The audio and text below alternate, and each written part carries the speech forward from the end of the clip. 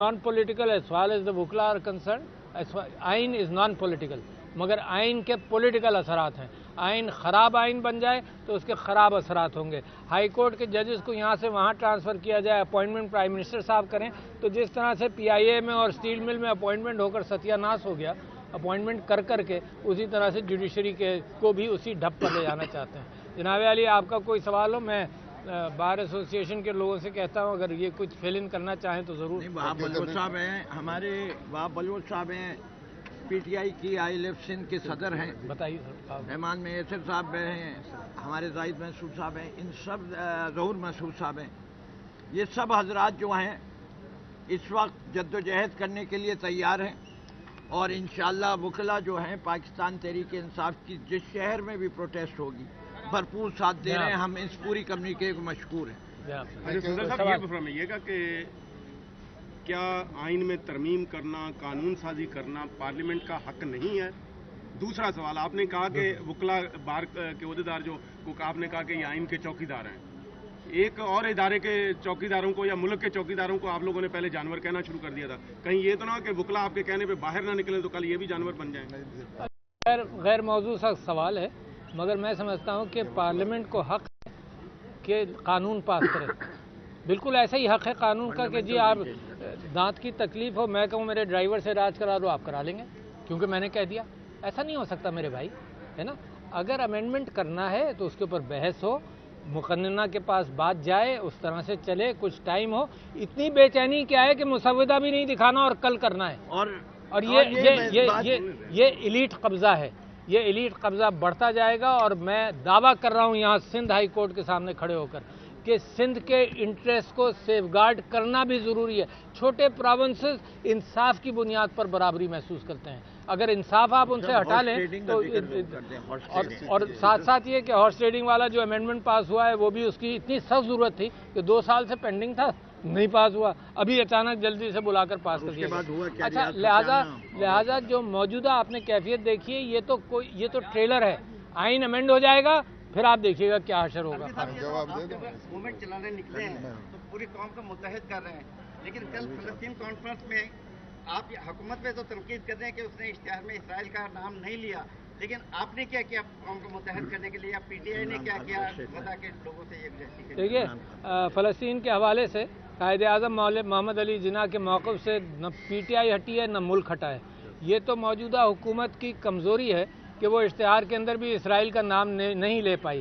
پتہ نہیں کہاں ان کے گھٹنے کانپ رہے ہیں، کیوں کانپ رہے ہیں، کن کے اشاروں پر یہ حکومت قائم ہے، کن کے اشاروں پر چل رہی ہے، کن کے اشاروں پر یہ آئی ہے.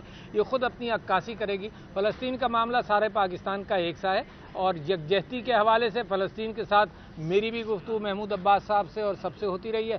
ہمارا موقف ایک ہی ہے. جب چین کا صدر آ رہا تھا تب بھی تحریک انصاف نے شنگھائی تعاون تنظیم کا اجلاس ہو رہا ہے، وہ اسلام آباد آ رہی ہے، کہ کیا قومی مفاد کے خلاف جا رہے ہیں آپ؟ اچھا، کسی نے ہم سے یہ آ کر بات کی ہے کہ قومی مفاد ایس سی او کا اجلاس ہو رہا ہے، وہ آ رہے ہیں، یہ تو چلتا رہے گا. میرے حقوق دباتے رہو، لوگوں کو مارتے رہو، عورتوں کے پردے وہ چادر چار دیواری کا احساس نہ کرو، اور تم کہو کہ شنگھائی تنظیم کے لیے یہ امن ہو جائے، وہ امن ہو جائے. جو یہ امن کی خرابی پیدا کی ہوئی ہے، جنہوں نے لوگوں کو مارا پیٹا، گھر اور چادر اور چار دیواری کو تباہ کیا ہے، ان سے سوال ہونا چاہیے کہ بھئی ہٹ جاؤ. اس وقت شنگھائی کوآپریشن کونسل کی میٹنگ ہو رہی ہے، کم سے کم 1 مہینے سے اس پر ہولہ ہاتھ رکھتے کہ یہ لوگوں کی جذبات سڑکوں پر نہ آئے. مار پیٹ کرو سڑکوں پر، اور پھر کہو کہ جی قوم کی خاطر یکجا ہو جاؤ. قوم تو بس رہنے نہیں دی تم لوگوں نے.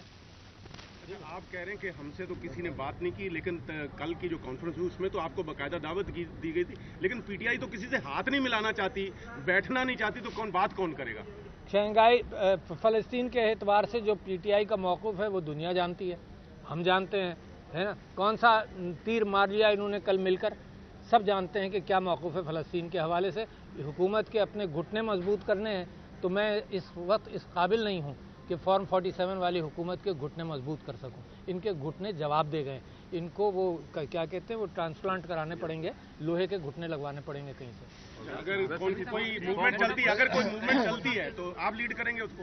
अगर कोई देखें मूवमेंट तो चल रही है, वो क्लास सारे हैं। कल हजारों लोगों ने इस्लामाबाद में, आपने कल देखा कराची में 2 दिन पहले कराची में 1000 लोगों ने कॉन्फ्रेंस की आपके सामने वकलात मैदान में है और सारे वकलात हुआ अभी नारा सुन ले, गो काजी गो, गो काजी गो, गो काजी गो, गो काजी गो। गंडापुर साहब के साथ जो हुआ वो बयान फरमा चुके हैं, है ना। ये जब 9 मई की बात की जाती है तो ये भूल जाते हैं कि 9 मई से पहले इंतखाबात कराने थे, वो नहीं कराए।